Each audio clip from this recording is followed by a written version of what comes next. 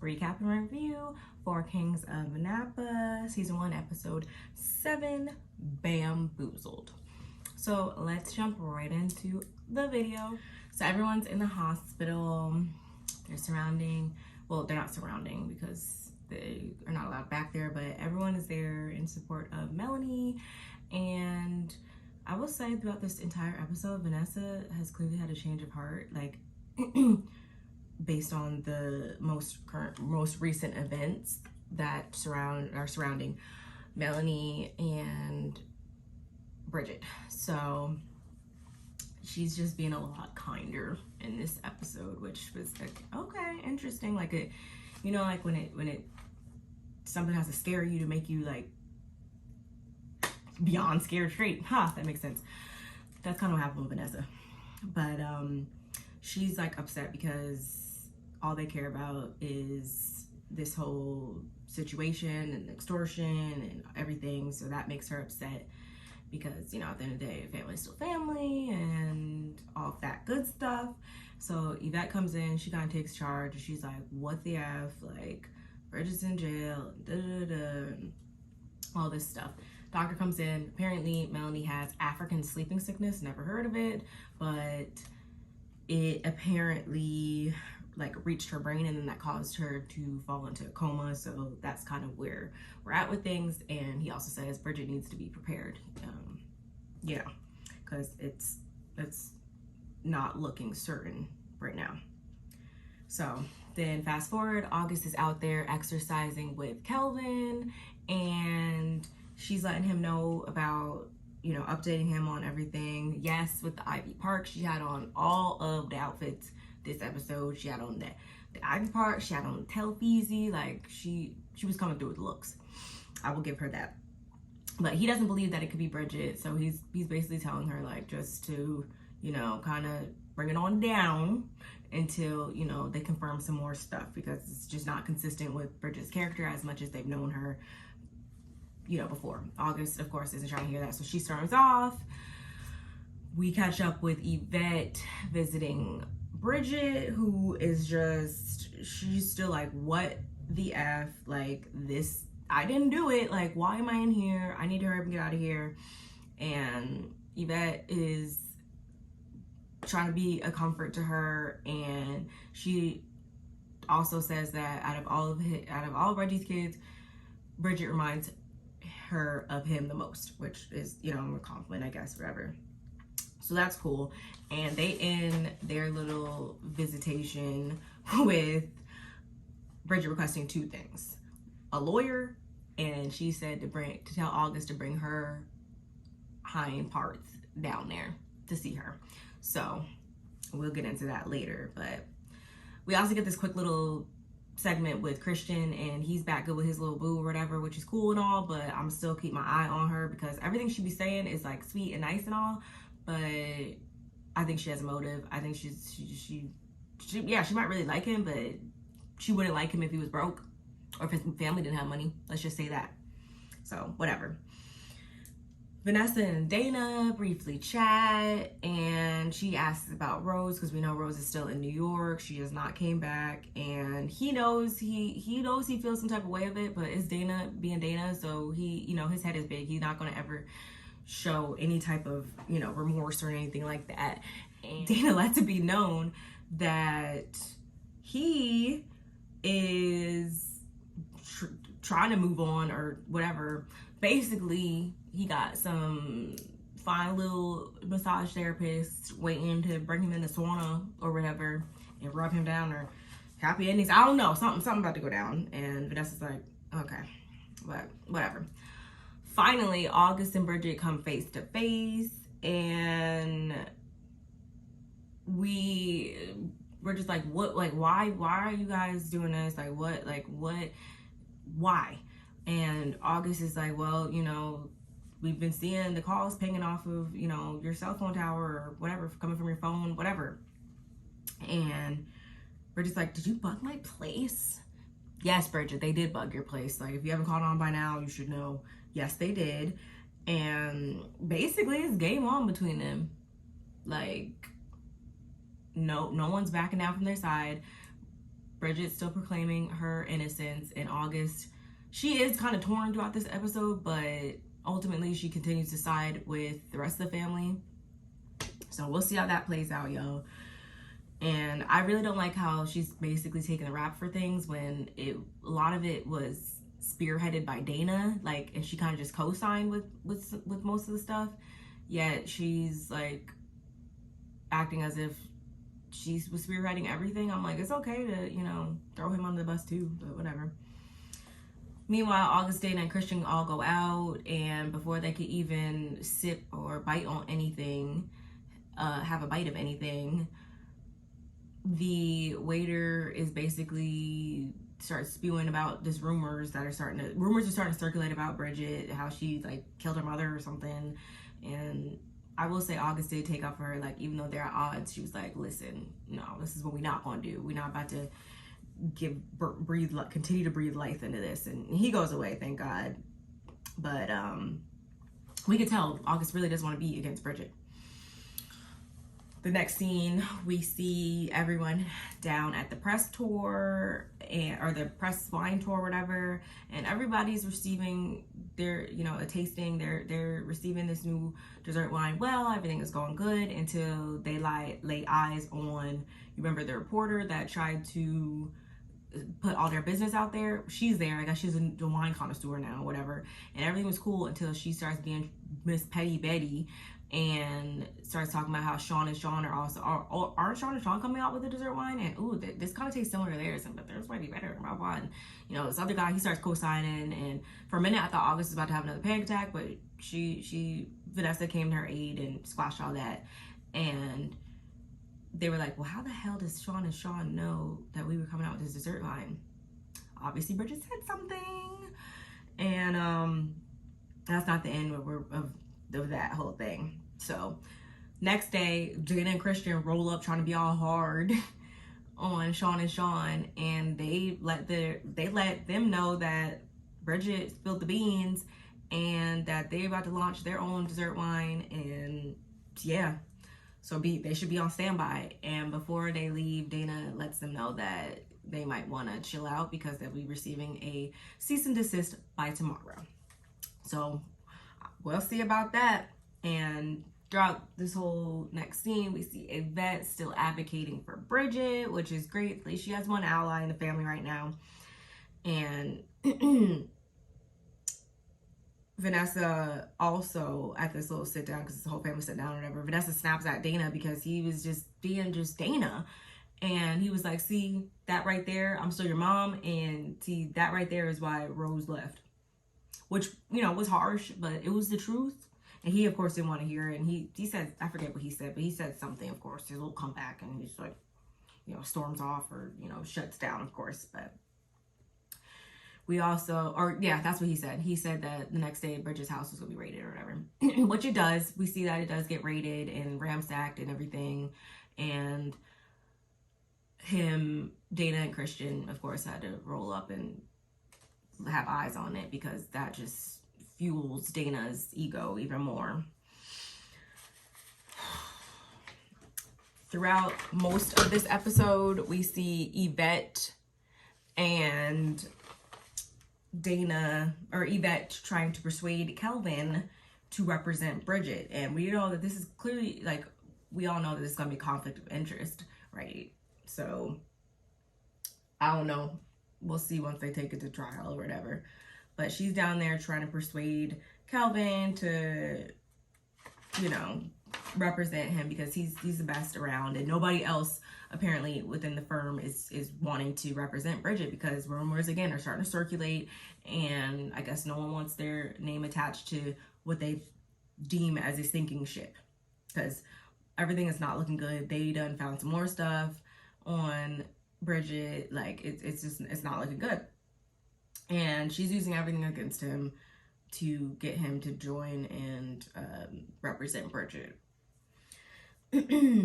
Meanwhile, Vanessa's giving another wine tour, and August tells her, like I just said, that the cops found more poison in Bridget's house. They found the chocolates that, remember that time in one of the first episodes, the chocolates that were left on Vanessa's bed? They found some more of those. And they found a blueprint of the vineyard. And I was kind of like, I could kind of see justification for all of those things, but whatever. Okay, we'll go with it. Kelvin calls, ignore. And Yvette comes in saying Kelvin's representing Bridget, even though she wasn't supposed to let anyone know that that's what's going to happen. But of course, we know Yvette got a big mouth and she could not keep that to herself, of course. And Jason, the distributor guy who she's been wooing, is with her.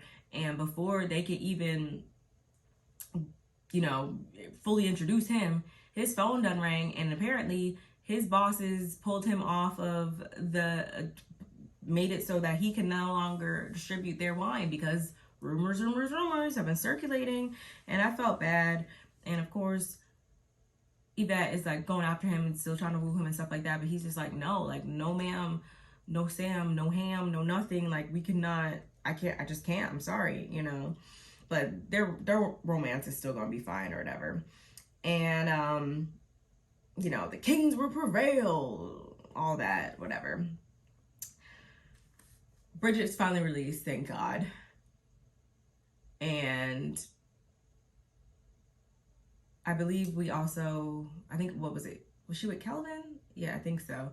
And of course, August calls and he ignores it. And it was just like, well, you know,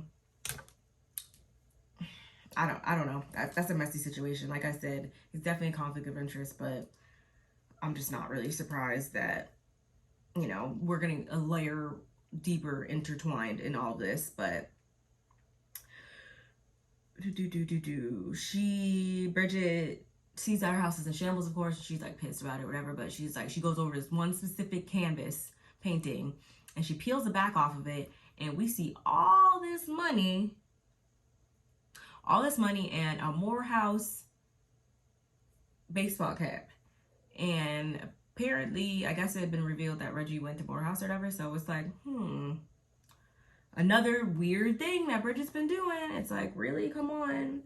So, of course, Kelvin was going to his office, and August was already up in there pissed, fuming, of course, because she found out that not from him, but from Yvette, that he's representing Bridget. And she is like, how can you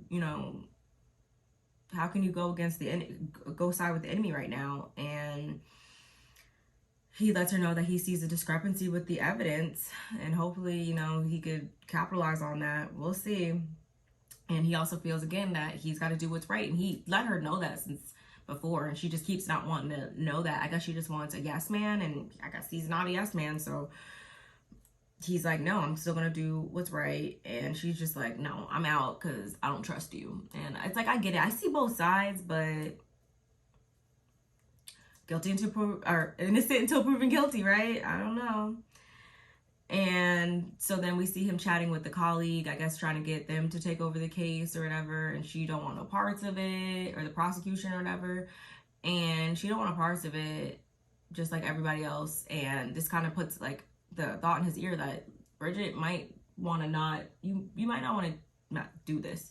You might just want to, you know, take a plea deal. And we also see a quick little scene with Christian, and Mr. Otis is back at work, y'all. And him and Christian seem to be getting along for the most part. So much so that I guess Christian, I guess they made it so that his wine will be created now, which is, you know, good. And yeah, so that's really it for that. But again, at this very moment, Dana walks out with not one, but this time, but 3 massage therapists. And Christian sees this and he's like, what the heck? So he drops down and calls Rose, and it's like everything he was saying was like, okay, I get it, but it clearly like shows that like you know your brother ain't worth a damn probably. So it's like, why are you trying to get her back here? Like, you should want the best. I always want the best for everybody. So like, I would never tell anybody to get back into a situation that clearly they were, you know, not I mean, she's benefiting, I guess, from it, obviously, but like mentally and emotionally, I don't think she was benefiting by being with him because he's a loose cannon. But whatever. Anyway, like I was saying before, Bridget and Kelvin, they're talking, and he's pissed that he was blindsided about the calls from the calls, that the evidence that they found with the whole calls and towers and from her phone and stuff. And he suggests, like, it's looking really grim for you right now, so you should probably take the plea deal, which is 5 months probation with 6 months in jail and $500,000 in restitution. And that's either that versus 20 years. So Bridget is still, she's taking my guns. She's saying she's innocent. Like, why would I, try to, not say that I'm innocent. I know deep down inside I am. Like, my dad wouldn't want me to do that. Like, us, kings, like, no. So she, she's like, fine, if you don't believe in me, I'll find a lawyer who does. So she's good on that. And he also said, like, it would be reduced to misdemeanor, obviously, whatever, but whatever. Next, we see Bridget go down to August's house, and they about to square off again. Well, not really, but you know what I mean. And it's like all August seems to care about is how Bridget knew that Reggie was her dad. That's all she cares about. I'm like, what does that got to do with, like, what is that going to help with anything? But okay. And Bridget, of course, reveals that she did a sneak DNA test when she apparently heard Melanie and Reggie talking on the phone one day, and it just sounded like about her college and stuff, or tuition or whatever, and it, like, I don't know, I guess she just got a vibe that it sounded like more than what it was or whatever, or like sounded like parents or something. So she snuck, when they went to Starbucks one day, instead of discarding his cup, she did a sneakeroo and took it and got a DNA test ran on it, and it came out 99.99999% that's her daddy. And that is how she found out, which, I mean, makes sense, but still, I guess that wasn't good enough for August still, so whatever, we'll see. And again, this is why I was like, why did you want to know this, August? What does this help with the situation? Because all she says is, plead guilty. You should probably plead guilty or whatever. And Bridget's just like, ugh. And she sees Kelvin come in, and she goes. And as she's driving away, pissed off, she's like, gets a text from Rose saying that, she doesn't know what she wants at this time. But she does know that she needs some space, so... And of course, this probably only further enrages Bridget, and, she screams or whatever. Going back to August's house, Kelvin apologizes for not, telling Bridget, or telling August first. And for the most part, they're good now. He says, you gotta trust me, or whatever. And before, she's like, sorry, whatever, and tries to, make a little advance or whatever. But before she could do that, he's like, well, I want you to meet my son. And she's like, okay, whatever. And I'm pretty sure they did the nasty after that, y'all. I'm pretty sure they did the nasty. But we also pan back over to Bridget, where we see her making some real angry art, because it was all in red and stuff. And she also simultaneously calls back to Kelvin, and she's like, look, yeah, I want you to represent me again, or whatever. I don't know what the revelation was, but she's hiring him back in the name of her daddy. And so he's like, okay, bet. He says her name out loud and everything. He's not trying to be, hiding anything. And he's like, I gotta work on my case or whatever. And August, I thought she was gonna go off, but she didn't. She was just like, okay, whatever. So as he's heading out the door, who busts up in the house? His wife. Soon-to-be ex-wife, but still his current wife. And she's like, oh, I knew that was y'all the other day, jogging or whatever. She's like, oh, so this is what you're doing before the ink is even dry on our divorce? Ooh, you might wanna rethink that or whatever, which, probably for his pocket's sake or whatever. And he's like, let's just talk about this outside or whatever. And I was like, wait, you're gonna leave with her? And I was just like, see, this is what I've been saying this whole time. Like, I'm sure he's a good businessman. I'm sure he's good at his job. I'm sure he's all those things, but saying, keep your eye on him, August. Should have listened. So she's pissed, and he's all like, well, she's still the mother of my child, August. Like, just trust me. Ain't nobody trying to hear that. Like, how many times have we seen that? Just trust me. And they'd be right there not being trustworthy. So, I don't know. We'll see.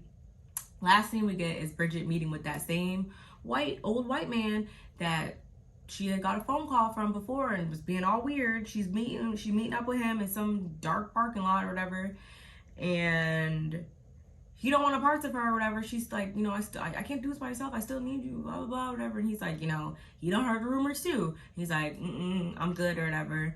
And he speeds off. And I'm just like, what is going on?